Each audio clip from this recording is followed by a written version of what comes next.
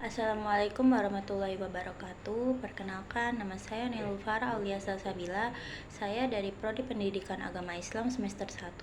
Di sini saya akan menjelaskan mata kuliah pengantar studi Islam yang berjudul Islam Nusantara. Islam diyakini telah masuk di bumi Nusantara ini sejak abad ke-7 Masehi. Islam masuk melalui pantai barat Sumatera, tepatnya di Barus. Bukti yang menyebut Islam masuk pada abad ke-7 diantaranya ditunjukkan oleh berita Cina dari zaman dinasti Tang. Dijelaskan dalam catatan tersebut bahwa pada tahun 674 Masehi terdapat perkampungan bernama Barus atau Fansur yang dihuni oleh orang-orang Arab yang memeluk Islam. Bukti lain yang menguatkan masuknya Islam pada abad ke-7 adalah makam Mahligai. Komplek makam tua ini berada di atas bukit dan sekitar 215 pasang nisan. Dalam komplek makam tersebut, terdapat satu nisan bertuliskan Syekh Rukunuddin, wafat pada tahun 672 Masehi atau 48 Hijriah. Artinya hanya selisih satu abad setelah kelahiran Nabi Muhammad SAW. Selain makam, bukti masuknya Islam juga terdapat benda-benda kuno bersejarah seperti perhiasan, mata uang dari emas dan perak, prasasti, dan fragmen area. Metode penyebaran Islam di Nusantara. Yang pertama ada jalur perdagangan. Islam diperkirakan masuk ke Indonesia melalui jalur perdagangan sejak abad ke-7 hingga abad ke-11. Ahmad Syafrizal dalam penelitiannya berjudul Sejarah Islam Nusantara dalam jurnal Islamuna tahun 2015 menyebutkan sejak awal abad Masehi, kaum pedagang asing sudah mengunjungi beberapa pelabuhan di Nusantara seperti Aceh, Barus, Palembang, Sunda Kelapa, dan Gresik. Yang kedua adalah jalur pernikahan. Jalur pernikahan ini ditempuh para ulama sekitar abad ke-11 hingga ke-13 Masehi. Dalam buku sejarah Indonesia menyebut umumnya saudagar yang menikah adalah orang-orang yang terpandang, sehingga para putra-putri raja yang dipersunting harus masuk Islam terlebih dahulu. Yang ketiga adalah jalur pendidikan. Jalur pendidikan ini dibentuk oleh para dai yang mengabdikan dirinya untuk menyebarkan Islam ke wilayah baru, salah satunya adalah Nusantara. Yang keempat adalah akulturasi budaya. Agama Islam masuk ke Indonesia tak luput dari peran akulturasi budaya yang dilakukan oleh para dai. Hal ini terjadi sekitar abad ke-12 hingga ke-14 Masehi. Cara ini salah satunya dilakukan melalui pertunjukan wayang yang dilakukan oleh Sunan Kalijaga. Ada juga strategi penyebaran Islam melalui permainan musik yang dilakukan oleh Sunan Bonang. Yang kelima adalah jalur politik. Penyebaran Islam di Nusantara juga dilakukan melalui pendekatan politik. Salah satunya adalah berdirinya Kesultanan Demak yang kental dengan peran Wali Songo. Pemimpin pertama sekaligus pendiri Kesultanan Demak adalah Raden Patah yang merupakan putra dari Brawijaya V, raja terakhir Majapahit.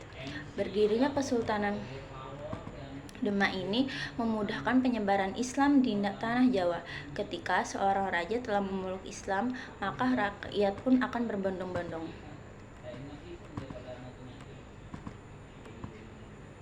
Yang kedua adalah istilah Islam Nusantara.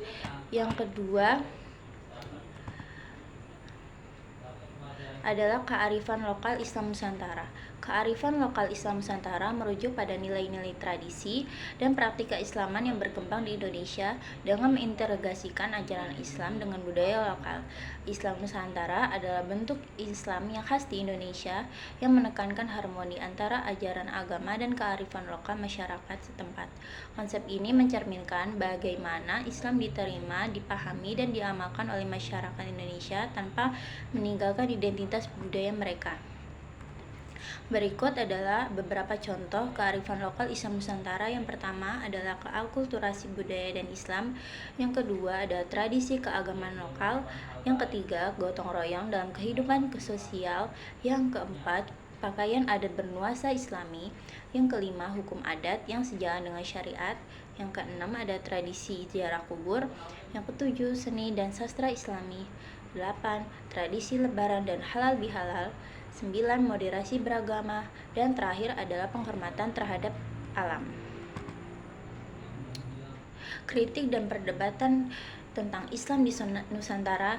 Yang pertama, istilah Islam Nusantara sering diperdebatkan karena perbedaan pemahaman mengenai Islam, latar belakang pendidikan, dan keilmuan. Berikut beberapa kritik dan perdebatan mengenai Islam Nusantara. Islam sudah sempurna. Beberapa orang berpendapat bahwa Islam sudah sempurna dan tidak perlu lagi ditambah dengan embel-embel. Label Nusantara memicu stigma negatif. Beberapa orang berpendapat bahwa label Nusantara akan memicu stigma negatif dan keracunan. Islam Nusantara mengerdilkan Islam. Beberapa orang berpendapat bahwa Islam Nusantara akan mengkerdilkan dan menyempitkan ruang lingkup Islam. Islam Nusantara tidak sesuai dengan ajaran Islam. Beberapa orang pendapat bahwa Islam Nusantara tidak sesuai dengan ajaran Islam yang dibawa oleh Nabi Muhammad SAW. Islam Nusantara memperhadap dengan Islam di Timur Tengah. Hizbut Tahrir Indonesia mempertanyakan sikap yang menghadap konsep Islam Nusantara dengan Islam Timur Tengah. Islam Nusantara sebagai penekan ciri lokal. Islam Nusantara menekankan khas lokal, namun juga tidak menolak unsur imperial Islam. Islam Nusantara sebagai penekan moderasi. Islam yang berkembang di Nusantara mempunyai ciri khusus, yakni tidak berada pada titik ekstrem melainkan moderat. Islam Nusantara sebagai penekan adat. Ciri lokal Islam Nusantara berwujud adat, dan istilah Arab adalah al-ahda al-muhakamah atau adat yang menjadi kebiasaan.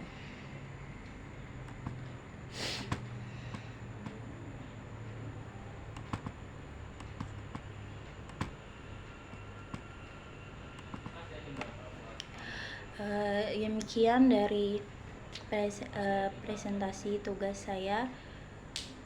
Mohon maaf kalau ada kata yang tidak kurang berkenan. Saya mohon maaf. Saya akhiri. Wassalamualaikum warahmatullahi wabarakatuh.